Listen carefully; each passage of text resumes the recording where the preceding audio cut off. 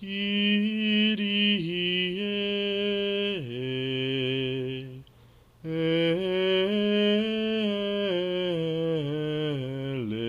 eleison. Hello, and welcome back to the Catholic Workers Podcast. In part one of this series, we delve deep into the rich tradition of Catholic social teaching, exploring its foundational principles like the dignity of labor, the social function of property, and the call for partnership, and how they provide strong theoretical support for the concept of worker ownership. In this second episode, we're going to shift our focus from theory to practice.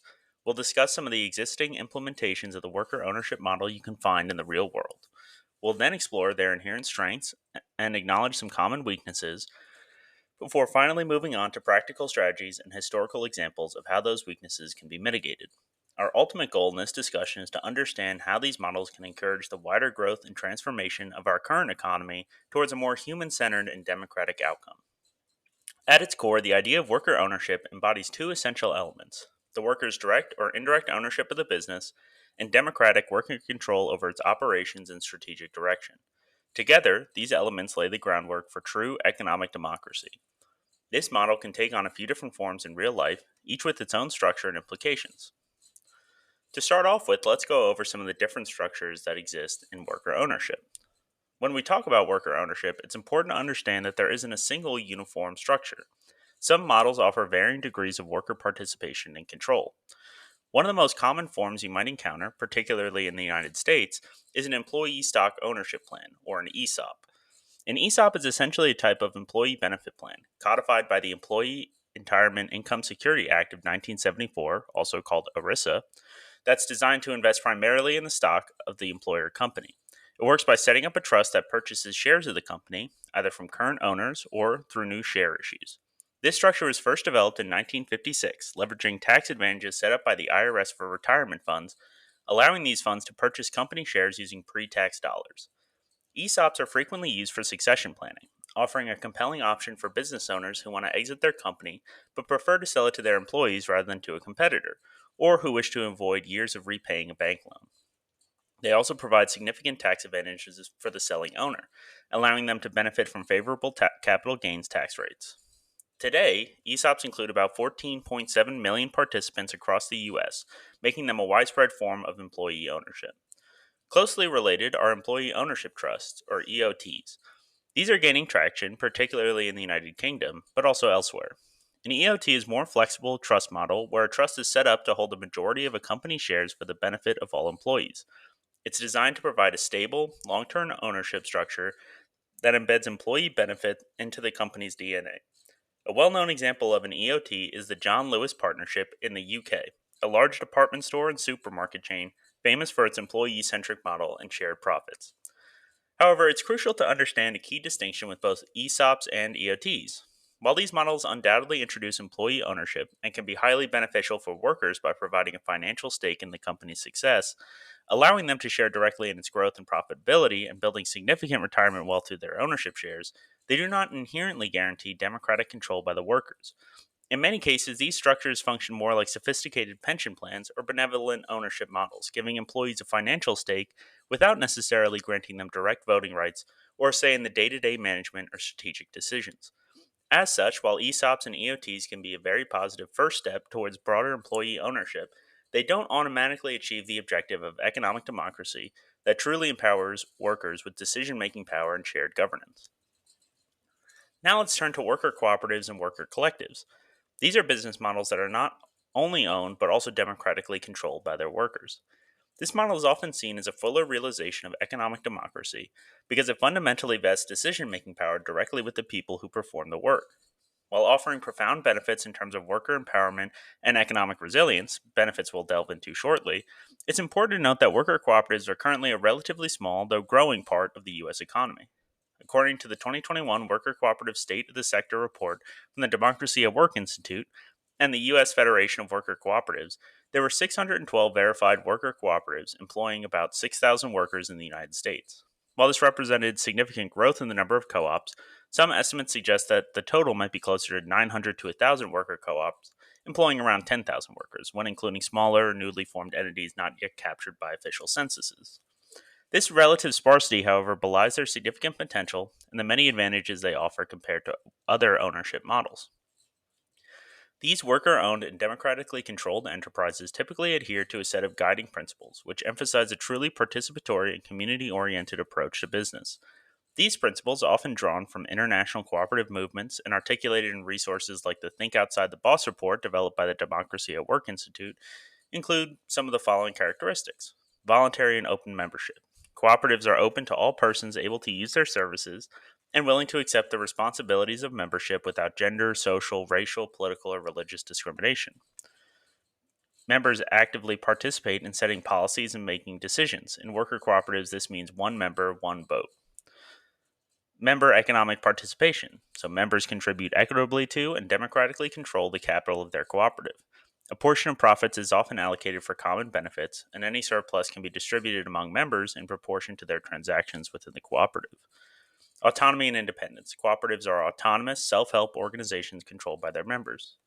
Education, training, and information. Cooperatives provide education and training for their members, elected representatives, managers, and employees so that they can contribute effectively to the development of their cooperatives. Cooperation among cooperatives. Cooperatives serve their members most effectively and strengthen the cooperative movement by working together through local, national, regional, and international structures. Concern for community. Cooperatives work for the sustainable development of their communities through policies approved by their members. Now that we've discussed some types of worker ownership, let's talk about some of the benefits of worker cooperative models. And it's crucial to understand why these models, especially worker cooperatives, are so highly valued and why their growth is advocated. The benefits extend far beyond just individual worker well being. They contribute to a more robust and equitable economy overall. One significant advantage of worker owned enterprises is their demonstrated resilience in economic crises. Research, including studies like those from the University of Stirling, indicates that during downturns, these businesses often prove to be more stable. Instead of resorting immediately to layoffs, worker cooperatives are typically able to adapt to challenging circumstances by democratically adjusting salaries or working hours across the board. This shared sacrifice helps retain jobs and preserves the collective expertise and cohesion of the workforce, positioning the company for a quicker recovery when conditions improve. Further, worker ownership models consistently experience lower turnover among workers. When employees are also owners, they have a direct stake in the success and longevity of their business. This fosters a deeper sense of commitment, loyalty, and job satisfaction. As highlighted by organizations like the U.S. Federation of Worker Cooperatives and the National Center for Employee Ownership, reduced turnover in turn translates into significant cost savings for the business, as it minimizes expenses associated with recruitment, hiring, and training new staff. This enhanced engagement also leads to higher productivity per worker. When workers share in the profits and have a voice in decision making, their motivation to perform well, innovate, and improve processes naturally increases. They're invested in the outcome, leading to more efficient operations and higher quality output, as insights from organizations like the Aspen Institute confirm. Beyond these direct benefits to the firm and its worker owners, the widespread growth of worker ownership models brings about broader systemic benefits that contribute to a more just and democratic economy. They inherently promote a more equitable wealth distribution by ensuring profits are shared among those who create them, rather than concentrating wealth in the hands of a few external shareholders. They foster greater local community stability as worker owned businesses are less likely to relocate, keeping jobs and wealth within the community. And fundamentally, they represent a vital shift toward corporate priorities centered on people and community over pure profit, embodying a more human centered approach to economic activity. While the benefits of worker ownership, particularly the cooperative model, are compelling and align so well with the principles of economic democracy and human dignity, it's also important to acknowledge that these models face specific challenges. Understanding these weaknesses isn't a critique of the model itself, but rather a realistic assessment of the environment in which they operate, and it helps us strategize for their growth. One of the most significant weaknesses for worker owned enterprises is a lack of readily available capital. This challenge manifests in a couple key ways. Firstly, worker cooperatives, by their very nature, limit or prohibit the sale of equity to external investors. This is because selling shares to outside parties would dilute the democratic control and ownership of the workers, undermining the very essence of the cooperative model. This makes it much harder for them to raise capital through traditional venture capital or stock market investments. Secondly, it can also be more challenging to secure loans from traditional financial institutions. Banks and lenders are often more familiar and comfortable with conventional business structures, and may perceive the unique ownership and governance models of worker cooperatives as higher risk or simply be unprepared to evaluate their lending needs. Another crucial weakness lies in the lack of proper leadership training tailored for workplace democracy. The vast majority of business and management education, as well as professional development programs, are designed for hierarchical, top down corporate structures. They train leaders to command and control, to maintain employees as subordinates rather than as co owners and democratic participants. This means that individuals transitioning into leadership roles within a worker cooperative or existing leaders trying to adapt to a democratic environment often lack the specific skills required for facilitation, consensus building, conflict resolution among peers, and shared strategic planning. As organizations like the Democracy at Work Institute frequently point out, the skills needed for effective leadership in a democratic workplace, such as facilitating consensus, fostering peer to peer accountability, and navigating shared decision making among co owners, are often not covered or even counterintuitive to traditional management education, which is designed for hierarchical structures. This gap in specialized training can hinder efficient decision making and the full realization of the democratic potential within the cooperative. Understanding the challenges that worker cooperatives face is the first step towards building a robust ecosystem to support their growth. Fortunately, there are clear strategies and successful models being implemented globally to combat these weaknesses and truly encourage the expansion of worker ownership. One crucial solution to the lack of capital is the development of public sources of patient capital funding. Unlike traditional venture capital that seeks quick, high returns and often demands equity, patient capital is designed for long term investment, prioritizing social and community benefits alongside financial sustainability. This is where entities like municipal banks can play a transformative role. These publicly owned banks can be mandated to invest in local enterprises, including worker cooperatives, providing loans with more favorable terms and a deeper understanding of cooperative values without requiring a relinquishing of democratic control. Another vital source of financing can come from credit unions. As member owned financial cooperatives themselves, credit unions inherently align with the principles of worker cooperatives. They're often more willing to understand and finance alternative ownership structures, providing loans and financial services that traditional banks might shy away from. To address the lack of proper leadership training for workplace democracy, we need significant public investment in specialized education and training programs. This isn't about traditional business school curricula. It's about developing new approaches that teach skills essential for cooperative management. This includes training in facilitative leadership, democratic decision making processes, financial literacy for all members, conflict resolution among peers, and fostering a culture of shared responsibility and accountability. These programs can be developed through partnerships between universities, community colleges, and existing cooperative development organizations. Finally, strengthening the cooperative ecosystem through cooperative associations is paramount. These associations operating at local, regional, and national levels can coordinate efforts among cooperatives, providing shared resources, technical assistance, legal support, and networking opportunities. They also allow cooperatives to find and support one another through business relationships, advocating for policies that favor cooperative development, and creating a supportive environment where best practices can be shared and collective challenges can be tackled more effectively. To truly understand the power of a supportive ecosystem for worker cooperatives, there's no better example than the region of Emilia Romagna in Italy.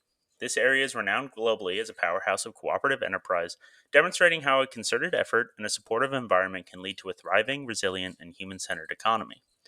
Emilia Romagna, located in northeastern Italy, boasts one of the highest densities of cooperatives in the world. This isn't just about worker cooperatives, though they are a significant part of it. It also includes consumer cooperatives, social cooperatives, and agricultural cooperatives, all deeply woven into the fabric of the regional economy.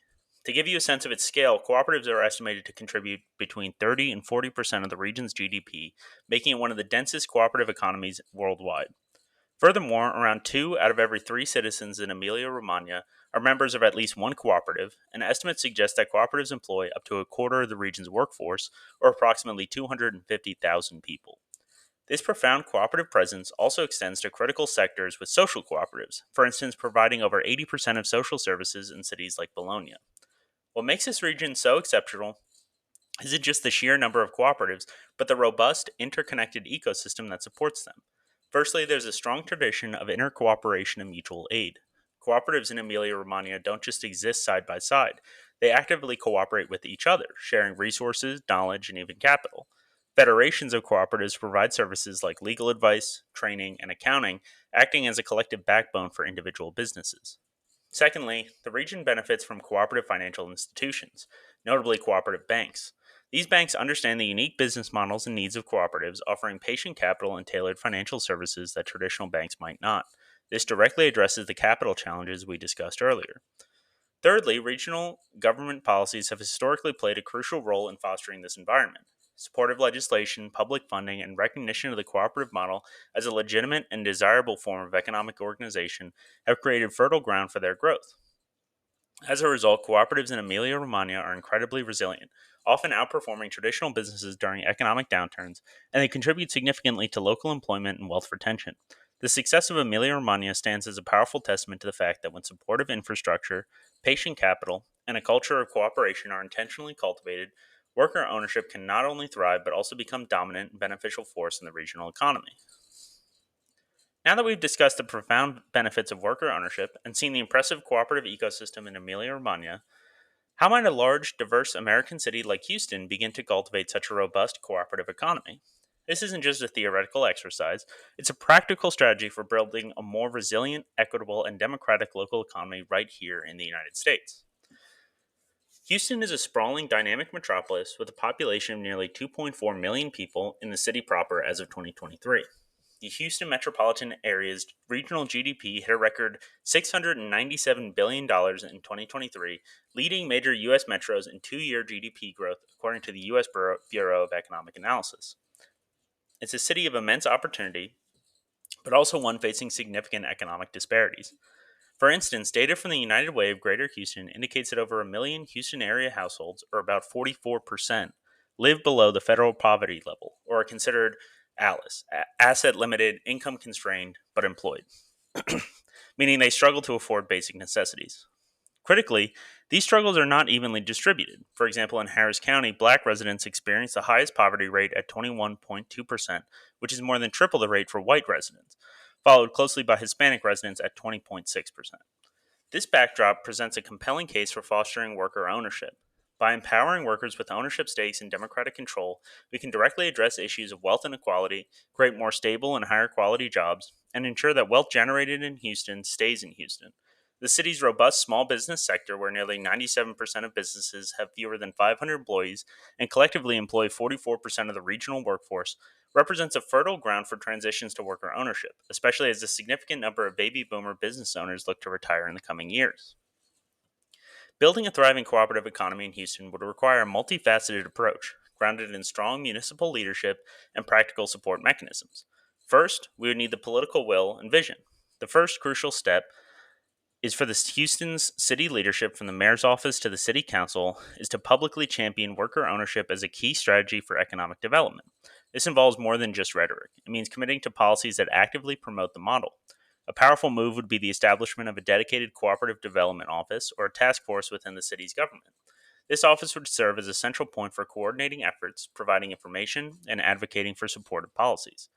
Public awareness campaigns, perhaps in partnership with local community organizations, could demystify worker co ops and highlight their benefits to a broader audience, fostering a culture of cooperative enterprise. Second, access to patient capital. One of the biggest hurdles for worker co ops is securing appropriate financing. To counter this, Houston could explore innovative funding mechanisms. First, a municipal revolving loan fund. The city could establish a dedicated fund specifically for worker cooperative startups and conversions. Unlike traditional bank loans, this fund could cover patient capital, loans with flexible terms, lower interest rates, and longer repayment schedules that align with the long term community focused goals of cooperatives without demanding equity that would dilute worker control. Cities like New York and Madison, Wisconsin, have already implemented variations of municipal support funds demonstrating their viability. The second is that they could partner with local credit unions and CDFIs. Houston has a strong network of credit unions and community development financial institutions, or CDFIs. These institutions, by their nature, are often more aligned with community development and understand alternative business models. The city could incentivize or partner with Houston based credit unions and CDFIs to develop specialized loan products and expertise for worker cooperatives, guiding them through the lending process. CDFIs, for example, are known for their underwriting flexibility and mission driven patience, making them ideal partners for this kind of development. Next, leveraging city procurement and contracting policies.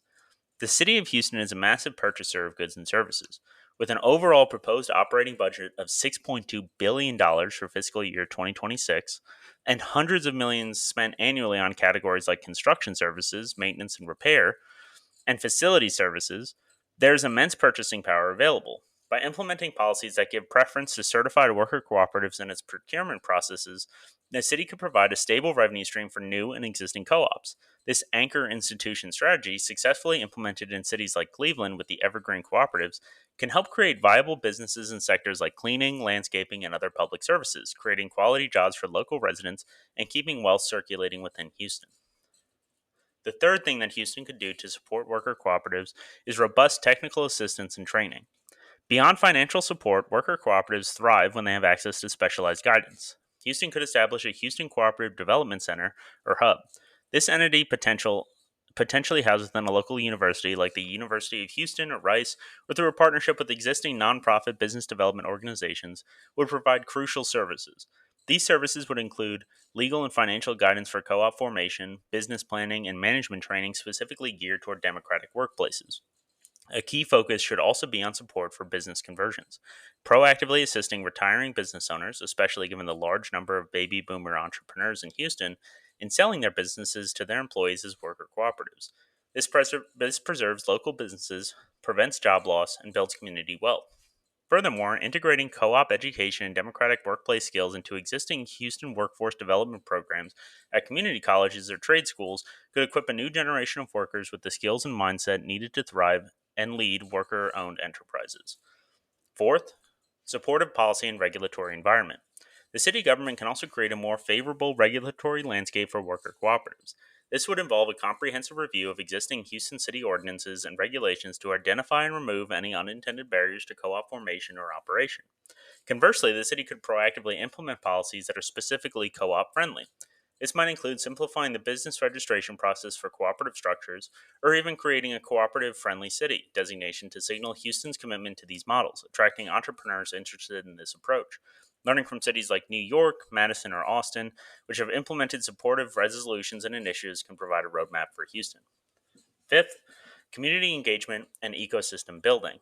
Finally, building a truly flourishing cooperative economy requires deep community roots. Houston could actively foster community engagement by connecting worker co ops to address specific, pressing local needs. Imagine worker co ops tackling issues like food access in underserved neighborhoods, providing affordable and high quality childcare, or delivering sustainable services that benefit the environment. This also involves nurturing a broader network of local partners, bringing together universities, existing nonprofits, labor unions, and community advocates to form a supportive ecosystem where best practices are shared, resources are pooled, and collective challenges can be tackled more effectively. Highlighting and celebrating successful local worker co ops would also serve as powerful inspiration models for others.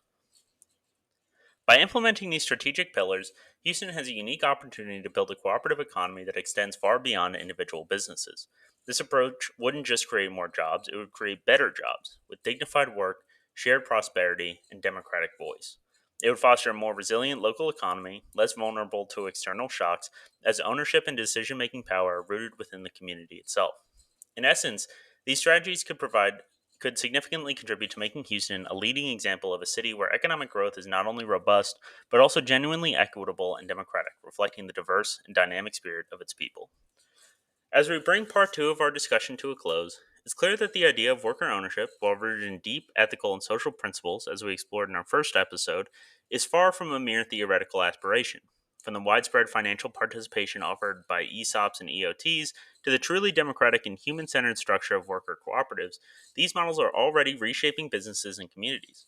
We've seen that worker cooperatives in particular offer compelling benefits. They foster remarkable resilience in the face of economic turbulence, they significantly reduce costly employee turnover, and they inspire higher levels of productivity through shared ownership and voice. Crucially, their broader impact contributes to a more equitable distribution of wealth and fosters greater local community stability, aligning corporate priorities with the well being of people and planet. However, we also acknowledge the real challenges that stand in their way, particularly the lack of patient capital and the need for specialized leadership training designed for democratic workplaces. Yet, as our examination of Emilia Romagna powerfully illustrates, these obstacles are not insurmountable. Through innovative financial mechanisms like municipal banks and credit unions, dedicated public investment in democratic leadership education, and strong cooperative associations fostering mutual support, a thriving cooperative ecosystem is not just possible but demonstrably successful. And as we just explored, this isn't just a distant dream. It's a tangible opportunity for cities like Houston. By implementing strategic initiatives in areas like political will, access to patient capital, robust technical assistance, and supportive policies, municipalities can actively cultivate a thriving cooperative sector. This kind of local level action can directly address pressing issues like economic inequality and job quality, proving that a more resilient and democratic economy can indeed be built from the ground up. The growth of worker ownership models represents a tangible path to fostering genuine economic democracy and fundamentally transforming our current economy. By prioritizing the human person as the subject of labor, empowering workers with ownership and control, and building businesses rooted in solidarity and community, we can move towards a more just, humane, and sustainable economic future. Well, that brings us to the end of our deep dive into Catholic social teaching and its powerful connection to worker cooperatives. We hope this episode has shed some light on these vital principles and their relevance for building a more just and humane economy today. If you enjoyed this episode, please consider subscribing wherever you listen to podcasts and leave us a rating and review. Your support helps us reach more listeners. And if you'd like to support our work further, you can always visit our Ko-fi page. You'll find the link in the show notes. Thank you for joining us, and until next time, keep seeking ways to build a better world. Kyrie